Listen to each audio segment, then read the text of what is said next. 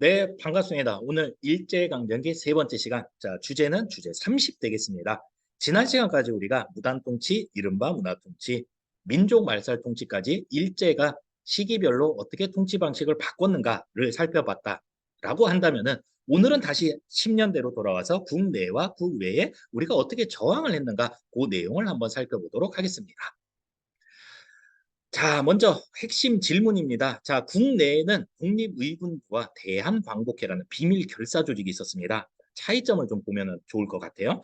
해외에는 독립운동 기지가 건설되던 그런 시기인데 서간도 지역, 북간도 지역, 연해주 지역에 각각 어떤 단체가 있었고 어떤 학교가 세워졌으며 어떤 군대가 있었는지를 좀 구분을 하면 됩니다. 마치 일단원의 여러 나라의 성장, 단원이랑 좀 비슷한 그런 느낌으로 가져가면 되겠습니다. 자, 먼저 1910년대 일제 지배 방식을 우리가 무단 통치라고 합니다. 국내에서 대놓고 독립운동하기가 상당히 힘들었습니다. 자, 말 뜻을 잘 생각해 보세요. 국내에서 대놓고 하기가 힘들었다. 어떻게 하면 될까요? 그렇죠. 대놓고 하기 힘들면은 비밀스럽게 하면 되죠. 그래서 국내에서는 비밀 결사 운동, 그다음에 국내에서 못하면 어떻게 하면 됩니까? 나가면 되지 않겠습니까? 국외에서는 독립운동 기지를 건설하기 시작합니다. 황무지잖아요. 아무것도 없어요. 처음부터 뭐 우리가 군대를 키울 수가 없어요. 그 군대를 키우기 위한 학교도 필요하고 학교를 세우기 위해서는 돈이 필요하고 그 돈을 모으기 위해서는 사람이 필요합니다. 여러 가지 단체들이 필요할 수밖에 없겠죠. 네, 그런 모습을 우리가 나눠서 살펴보게 될 겁니다. 자, 먼저 국내에서는 독립의군부와 대한광복회가 활동하고 있었는데 독립의군부를 세운 사람은 바로 최익현 기억납니까? 개화기 때 최익현의 제자인 임병찬이라는 유학자입니다. 이 사람은 고종의 비밀 명령, 밀명을 받아서 이 단체를 조직을 하고 국권 뭐 반환 요구 운동 뭐 그런 것들을 이제 하게 되는데 잘 되지는 않았어요. 자, 이들의 특징은 뭐냐면은 바로 복벽주의예요. 고종의 비밀 명령을 받았다라는 거잖아요. 나라 좀 되찾아줘. 그 다음에는 뭐냐? 아, 당연히 다시 고종이 황제가 돼야겠죠. 복고주의, 이걸 다른 말로 복벽주의, 옛날로 돌아가는 그런 사상을 가졌던 그런 조직이라고 보면 됩니다. 임병찬 자신이 유학자잖아요. 중성, 이게 이제 가장 중요했던 그런 가치로 이제 생각했던 사람이니까요. 자, 요거랑 이제 대비되는 이제 단체가 바로 대한광복회라는 단체입니다. 박상진 등이 조직을 했었고요. 독립군을 양성을 하려고 했었던 거예요. 자, 근데 돈이 필요하잖아요. 이 돈을 어디서 조달을 했느냐? 친일 부자들, 친일 부호들을 처단하고 돈을 좀 삥을 뜯은 거예요. 자, 이들은 나라를 되찾은 다음에 고종을 다시 모셔오고 싶은 마음이 전혀 없었어요. 임금 없는 나라를 세워야겠다. 뭐죠? 바로 공화주의를 지향했던 그런 단체입니다. 자, 차이가 보이죠? 독립의군부는 복벽주의, 대한광복회는 공화주의, 왕을 다시 세우려고 했었던 독립의군부, 왕 말고 공화주의를 하려고 했었던 대한광복회, 이렇게 차이를 좀 보면 좋을 것 같습니다.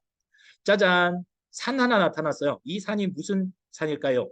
태백산 땡, 한라산 노노노, 가장 높은 산 바로 백두산입니다. 백두산. 백두산을 기준으로 요 비슷한 지역, 요 근처 지역을 간도 지역이라고 불렀죠. 백두산의 서쪽 지역을 우리가 서간도 지역이라고 부릅니다. 여기에는 삼원보라는 마을이 세워져 있어요. 여러분들 개화기 때 신민회 기억납니까? 독립운동 기지를 건설하기 위해서 많은 사람들이 서간도 지역으로 건너와서 삼원보라는 마을을 만들었다, 건설했다, 이런 얘기가 있었죠. 자, 이 백두산을 기준으로 동쪽이자 북쪽 지역을 북간도 지역이라고 합니다. 여기에는 용정 또는 명동이라는 이름의 마을이 있었는데 시인 윤동주의 고향이기도 하지요. 자, 한편 러시아 국경 지역인 이 지역은 우리가 연해주 지역이라고 부르는데 여기에는 뉴 코리안 타운 신한촌이 건설되게 됩니다. 자, 다시 서간도 지역으로 돌아와서요. 어떤 단체가 있었는가? 경학사라는 단체가 있었습니다. 어떤 학교가 있었는가? 신흥 강습소, 바로 신민회가 세웠던 신흥 강습소를 계승한 신흥 무관학교가 아주 유명하게 이제 여기서 이제 이 무관들을 키워내기 시작합니다. 자, 어떤 군대가 있었는가? 서로 군정서라는 군대가 있었습니다. 이름이 좀 생소하죠? 서쪽에 있는 군대다, 이런 뜻이에요. 서로 군정서. 보세요. 서간도, 삼원보, 신흥무관학교, 서로 군정서, 시옷, 시옷, 시옷, 시옷.